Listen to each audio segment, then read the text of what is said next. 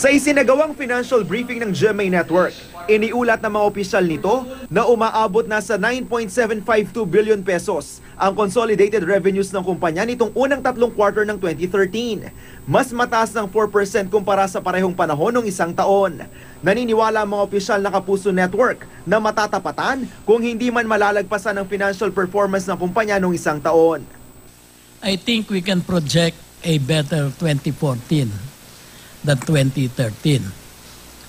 What happened in the third quarter of 2013 was that the industry ad spend, total industry, went down.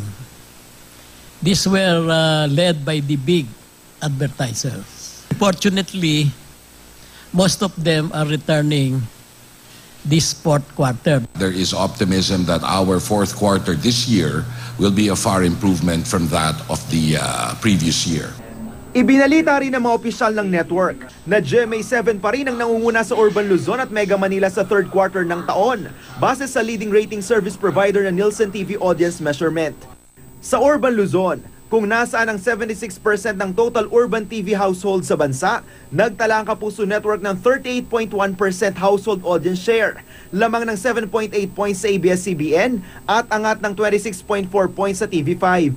Sa baluarte nitong Mega Manila, nakakuha ito ng 39.5% household audience share, mas mataas ng 11.2 points sa ABS-CBN at 27 points na lamang sa TV5.